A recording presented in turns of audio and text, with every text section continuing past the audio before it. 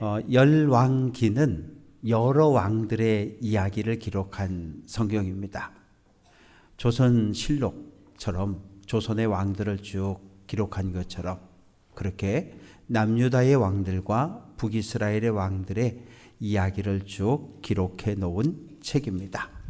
다윗 왕이 죽고 솔로몬이 등극하고 솔로몬 왕이 죽고 이스라엘이 남과 북으로 분단되어지고 서로 싸우고 다투다가 북이스라엘이 멸망하고 남유다가 멸망하는 400년 동안의 이야기를 기록한 책이 열왕기입니다. 열왕기는 400년의 역사를 다루고 있는데 그 중에 오므리 왕조, 오므리와 아합의 이야기가 거의 열왕기 3분의 1을 차지하고 있어요. 400년 중에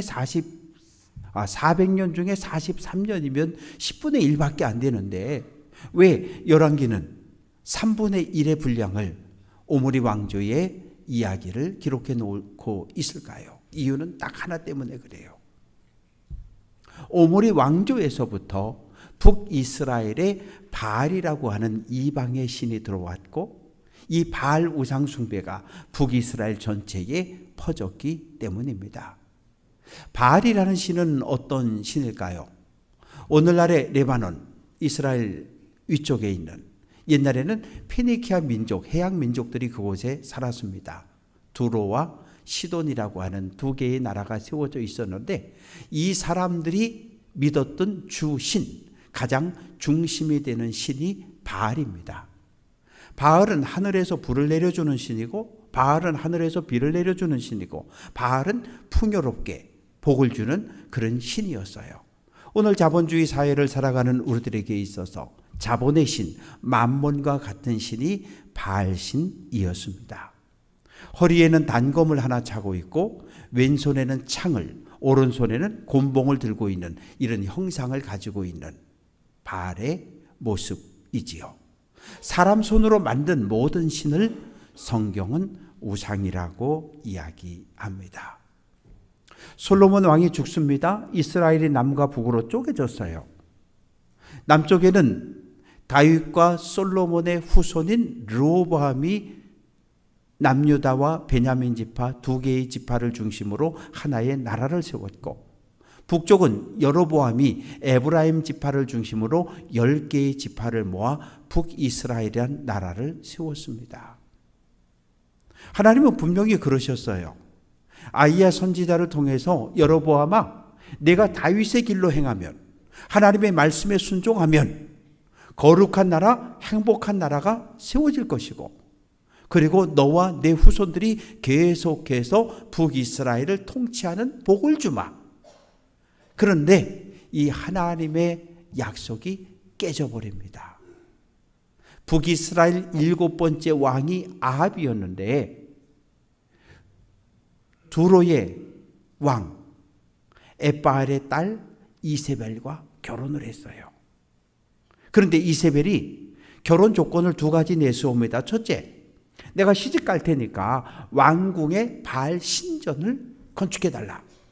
두 번째, 바알 신전에는 바알 신에게 제사하는, 예배하는 제사장, 선지자들이 있으니까, 필요하니까 바알 제사장 450명의 입국을 허락해달라. 그래서 아합 왕이 오케이. 그래서 왕궁에다가 바알 신전을 건축하고 바알 제사장들이 들어와서 바알 신을 섬기는, 왕궁에서부터 시작되어진 바알 신 숭배가 북이스라엘 전체로 퍼져 나갔습니다. 고대의 신전은 외교관들이 서로 모이는, 회의하는 장소이고 또한 두 나라가 무역하는 장소였어요. 두 나라의 특산물들이, 물품들이 그곳에서 거래되어지는 아주 중요한 역할을 했습니다. 아합은 약속한 대로 왕궁의 신전을 건축했고 바알 섬기는 선지자들이 들어오는 것을 허락했고 본인도 바알 신전에 가서 엎드려 절을 했어요. 하나님께서 화가 나셨고 엘리야 선지자를 통해 심판을 선언합니다. 엘리야가 여러분, 아브라함과 이삭과 야곱의 하나님의 이름으로 선언합니다. 내 말이 있을 때까지 비도 내리지 않을 것이고 이슬도 내리지 않을 겁니다. 그리고 도망을 가 버립니다. 이스라엘이라고 하는 땅은 비가 많이 내리지 않아요. 우리나라는 하루에도 900mm, 1000mm 비가 내리지만 장마 때 1년 12달 다 해야 250에서 300mm 밖에 안 내려요. 이른 비가 내릴 때 밭을 갈아엎고 씨를 뿌리고 늦은 비가 내린 다음에 결실해서 추수를 하는 나라인데 일단 비가 멈췄습니다. 이슬이 내리지 않아요. 낮과 밤의 기온차가 심할 때 이슬이 만들어지는데 이 이슬은 이스라엘 평야에 자라는 포도와 올리브 나무에 충분한 물을 공급해 주는데 이슬마저 끊어져 버렸어요. 3년 반 후에 비가 내렸으니까 비가 내리지 않고 이슬도 내리지 않으니 농사를 지을 수 없고 가축도 키울 수 없고 그러니 백성들의 삶은 경제적으로 공공함에 빈핍함에 떨어지고 맙니다. 3년의 세월이 흘러서 엘리야가 아합을 찾아갔습니다. 아합이 엘리야를 보며 너 이스라엘을 괴롭게 하는 자요 라고 비난을 해요. 그러자 엘리야가 이야기합니다. 이스라엘이 고통당하는 거 나 때문 아니라는 거예요. 아합 왕, 당신과 당신 가문이 우상을 숭배하고 하나님 말씀에 불순종했기 때문에 하나님의 심판을 받은 것이다. 당신 책임이라고 그렇게 책망을 합니다. 그러면서 한 가지 제안을 하는 거예요. 바알 제사장, 바알 선지자 450명 있지요? 있어. 갈멜산으로 올라오라 하십시오. 나 한 사람하고 바알 제사장 450명이 대결을 해봅시다. 방법은 돌로 제단을 쌓고 장작을 쌓고 도살한 송아지를 각을 떠서 올려놓고 그리고 바알 제사장들은 바알의 이름을 부르며 불을 내려달라고 기도하고 나는 여호와의 이름으로 불을 내려달라고 기도해서 불을 내려주는 신이 참 하나님인 것으로 합시다. 그러니까 백성들이 옳소 그렇게 하라고. 그래서 갈멜산에 많은 사람들이 모여들었습니다. 세 부류예요. 하나님만 믿는 엘리야, 바알만 섬기는 바알 선지자, 제사장들, 그리고 아합 왕과 백성들. 바알과 하나님 사이에서 머뭇거리고 있어요.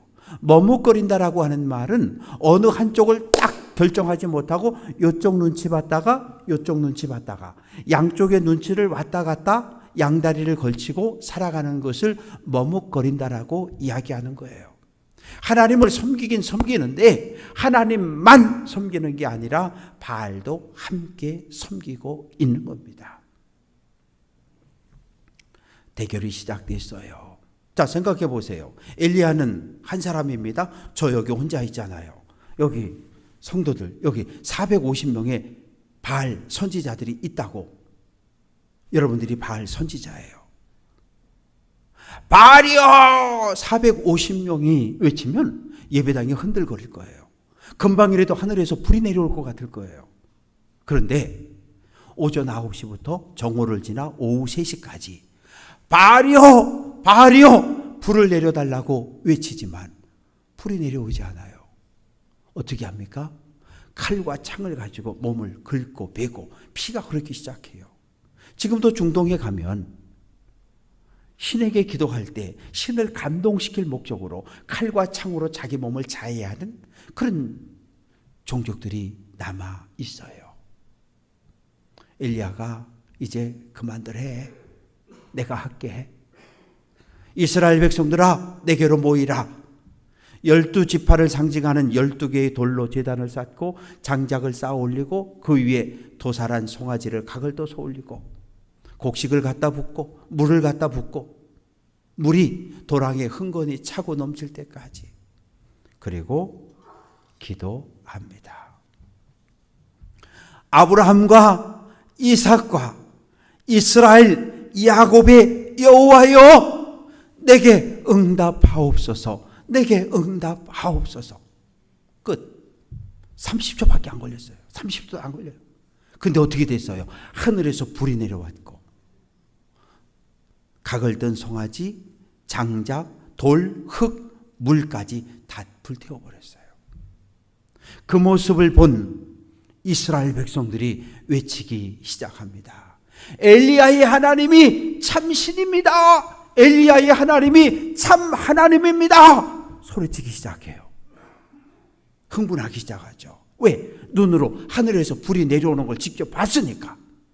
그런데 엘리야가 바알 선지자 450명을 잡아라, 기손 시내로 끌고 가라, 모두 때려 죽여라.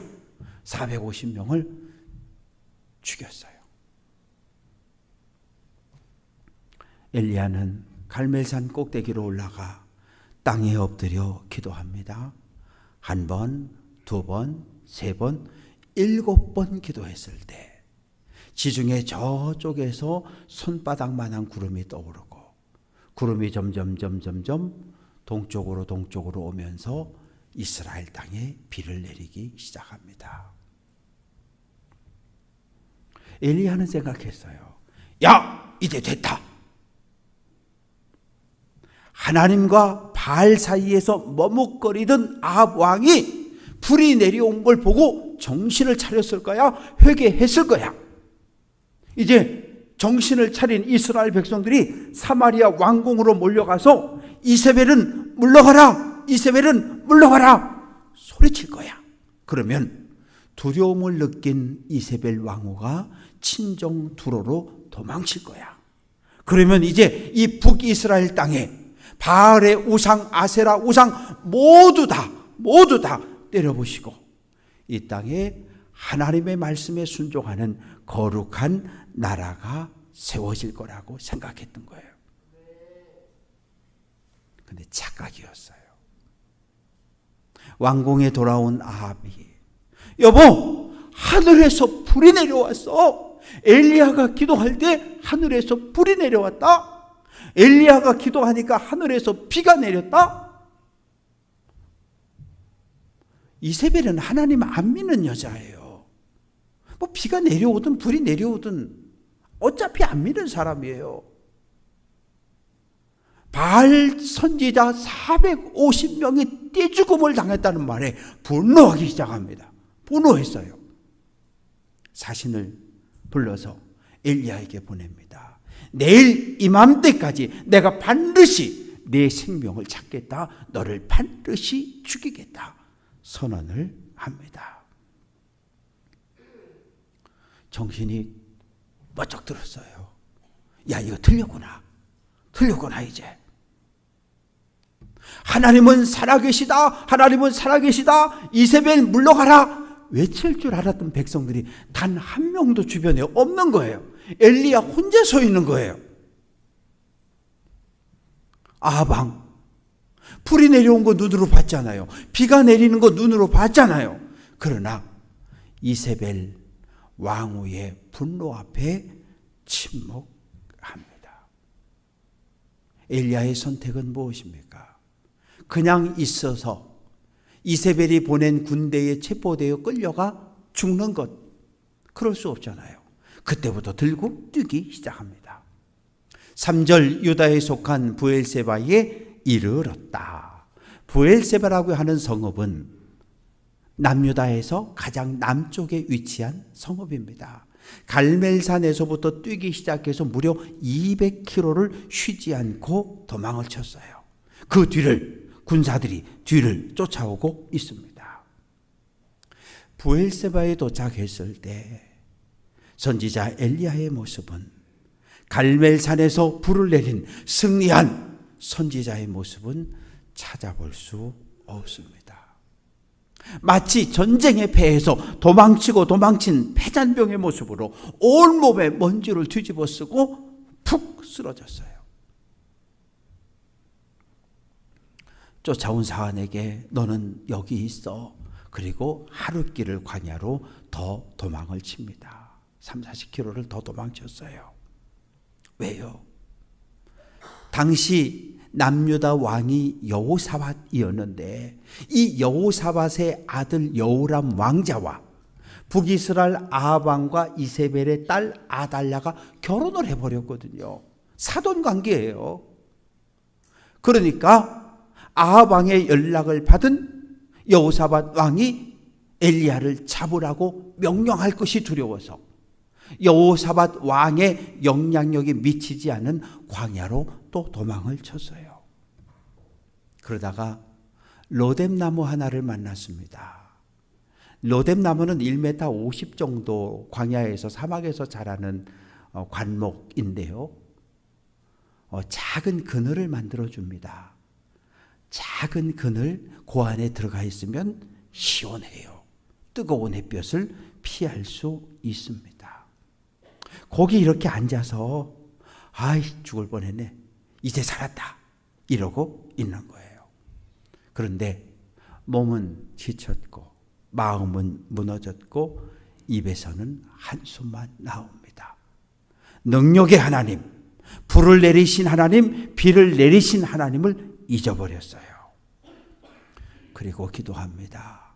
여호와여, 넉넉하오니 지금 내 생명을 거두시옵소서.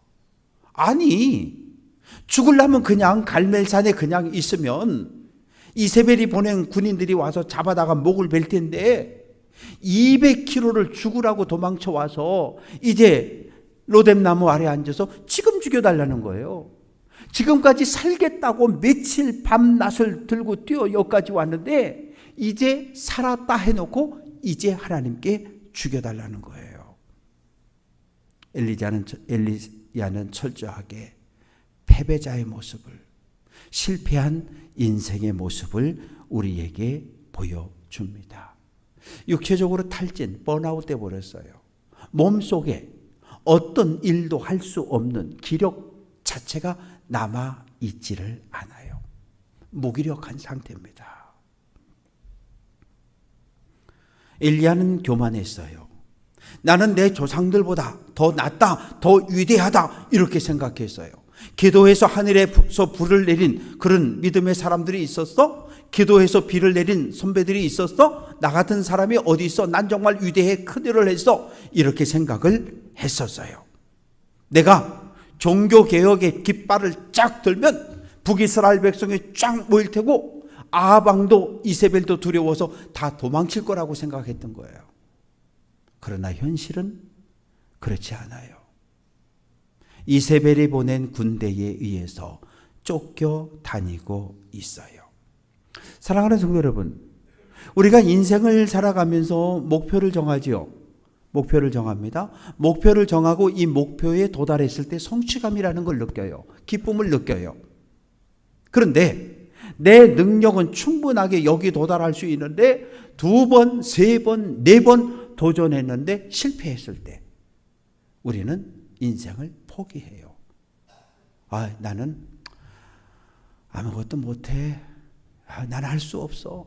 한 번만 더 해봐. 아니, 난 못해요. 난 못해요. 스스로 낙심하고 포기합니다. 엘리야는 위대한 믿음의 사람이었습니다. 하나님의 일꾼이었습니다. 그러나 이세벨 앞에 무너졌고 절망했어요. 우리는 어떻습니까?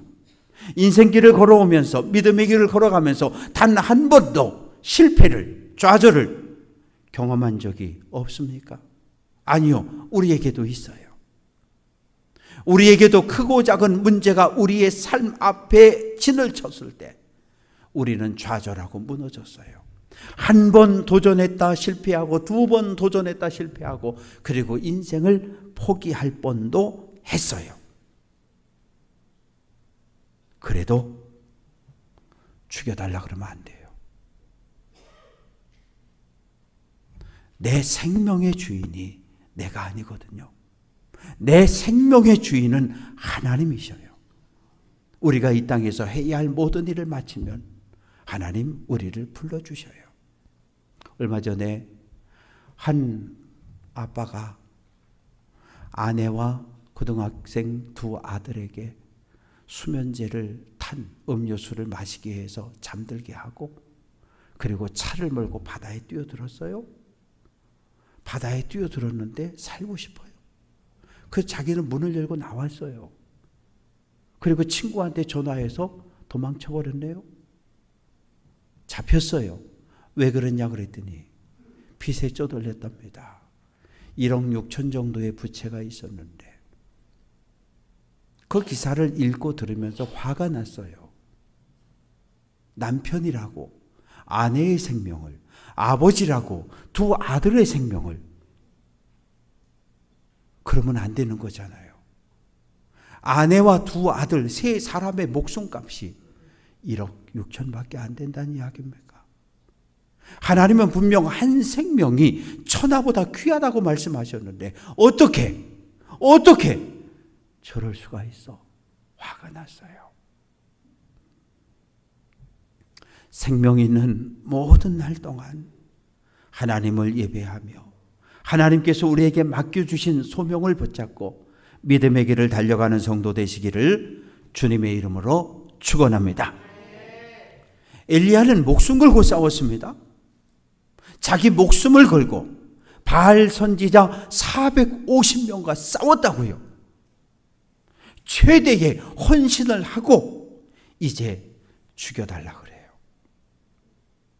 지쳤어요. 지쳐 쓰러진 엘리야를 하나님 어떻게 다루셨을까요? 잠자게 하셨어요. 깊은 잠에 자게 하셨어요. 병원에 가서 이렇게 검사하고 의사 선생님들이 제일 많이 하는 말이 뭐예요? 잘 잡숴야 됩니다. 음식을 잘 드셔야 되고요. 운동 좀 하시고요. 그리고 밤에 푹 잠을 잘 자야 됩니다. 오늘 현대인의 질병 가운데 불면증이 점점 늘어난다 그러잖아요. 밤에 잠을 못 자는 거예요. 밤에 자야 되는데 잠을 자지 못하는 것처럼 고통스럽고 괴로운 일은 없어요. 그래서 의사 선생님들은 가면 잘 먹고 마음을 편안히 하고 잠을 푹 자십시오. 그러면 건강해집니다 라고 말해요. 하나님은 엘리야를 잠들게 하셨어요. 그리고 천사를 보내서 어루만지셨어요. 엘리야야, 수고했다. 애썼다. 그만하면 됐어.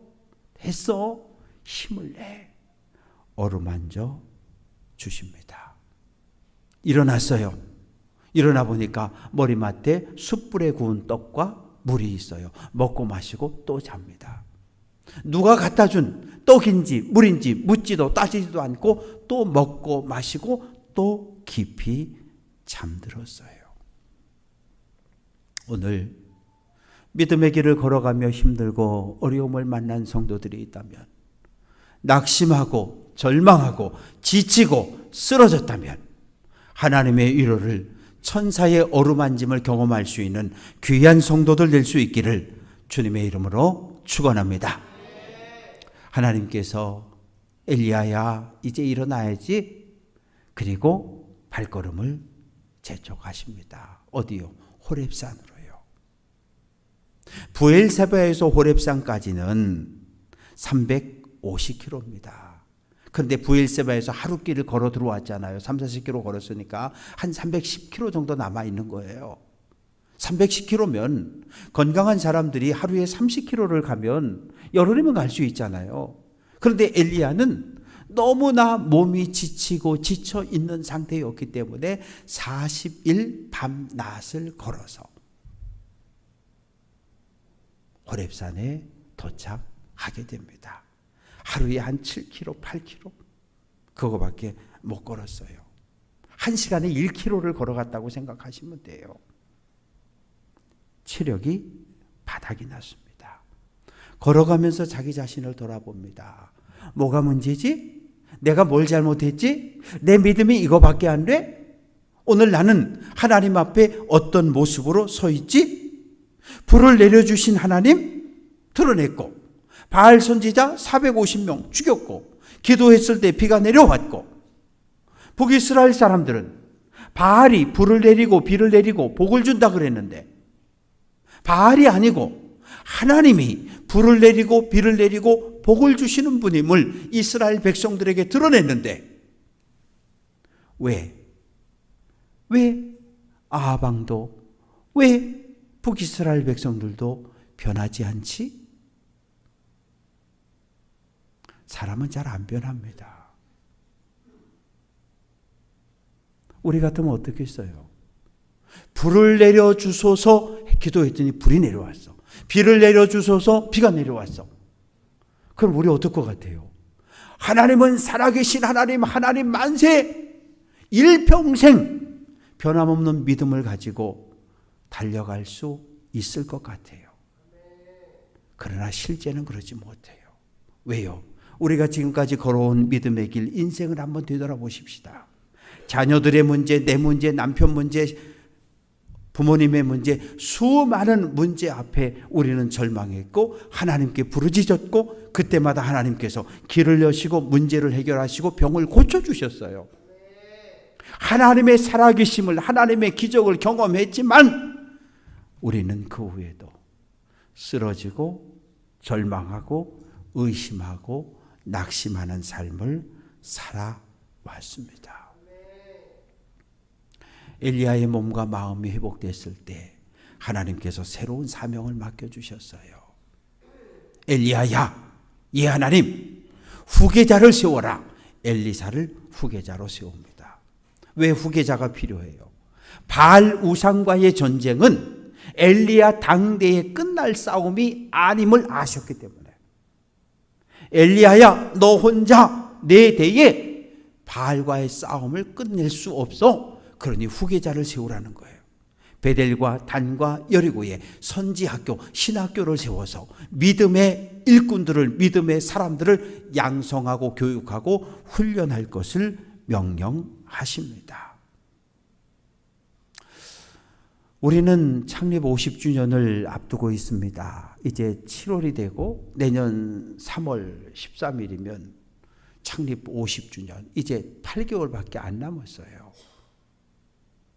그냥 가만히 이러고 앉아서 예배하다가 50주년을 맞이할 건지, 도대체 무엇을 준비해야 할지, 어떤 일로 하나님께 영광을 돌려야 할지 우리는 기도해야 하고 준비해야 합니다. 나이 50이면 사회적으로 가장 왕성할 때 안정적인 나이이잖아요. 창립 50주년을 맞이하는 교회는 그래야 돼요. 건강해야 되고 자녀들이 든든히 서가야 하고 전도하고 선교하는 일을 감당하는 교회로 세워져야 합니다. 사랑하는 성도 여러분, 하나님께서 오늘 이 시대 우리를 하나님의 일꾼으로 불러주심을 확신하시기를 주님의 이름으로 축원합니다. 하나님이 우리에게 말씀하셔요. 하나님이 우리를 부르셔요. 그럴 때 아멘, 예, 내가 여기 있습니다. 무슨 뜻이에요? 믿음의 사람들은 하나님의 부름에 예, 내가 여기 있습니다 라고 대답했어요. 하나님 어떤 말씀을 하시든 하나님 말씀에 순종할 준비가 되어 있습니다 라고 결단할 수 있는 귀한 성도들 될 수 있기를 주님의 이름으로 축원합니다. 우리 앞길에 문제가, 어려움이, 고난이 닥쳐오거든 주저앉지 말고 도망치지 마십시다.